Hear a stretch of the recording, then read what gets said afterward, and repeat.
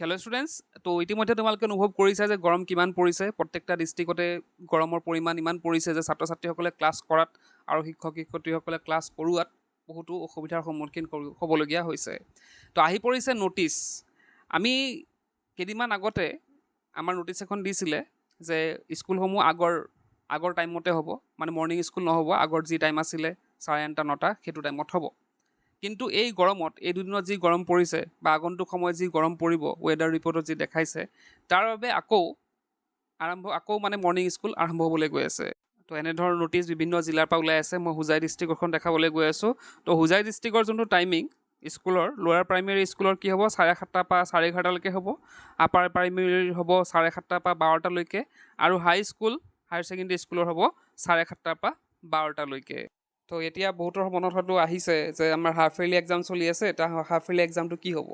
তো তলত ইয়াতে চোৱা, however the timing of upcoming এইচ half yearly examination of secondary level class 9 and 10 will remain the same.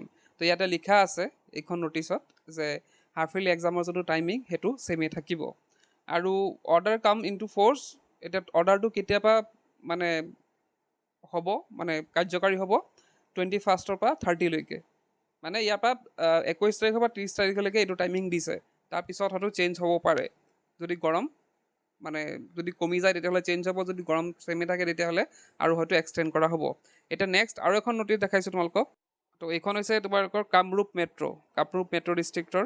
এইখনতো একেই টাইম দিছে যে স্কুলবিলাক কি হ'ব লাগে 7:30 পৰা 12:30লৈকে দিব লাগে, আৰু সেইটো এনচিয়'ৰ কৰিব লাগে যে মৰ্ণিং এছেম্বলিজবিলাক, মানে যিটো আমাৰ প্ৰাৰ্থনা যিটো হয়, সেই প্ৰাৰ্থনাটো বাহিৰত নহয় ক্লাছৰ ভিতৰতে কৰাব লাগে, আৰু যাতে ছাত্ৰ ছাত্ৰীসকলে পানী খাই থাকে সেইটোৰ প্ৰতি নজৰ দিব লাগে। আৰু এটা কথা কৈছে যে যিসকলৰ ৱেষ্ট কোট আছে বা টাই আছে তেওঁলোকে পিন্ধি যাব নালাগে। তো সেইটো অৰ্ডাৰ দিয়া হৈছে। তো মই দুখন ডিষ্ট্ৰিক্টৰ দেখালোঁ, কামৰূপ মেট্ৰ' আৰু হোজাই ডিষ্ট্ৰিক্টৰ।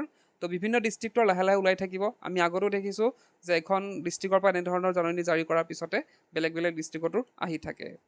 তো আকৌ আৰম্ভ হ'ব সেই মৰ্ণিং স্কুল। তো এইখিনি আছিল আজিৰ ভিডিঅ'টোত। আজিৰ ভিডিঅ'তে শেষ কৰিলোঁ। কি পঢ়ছে কেৰাণ।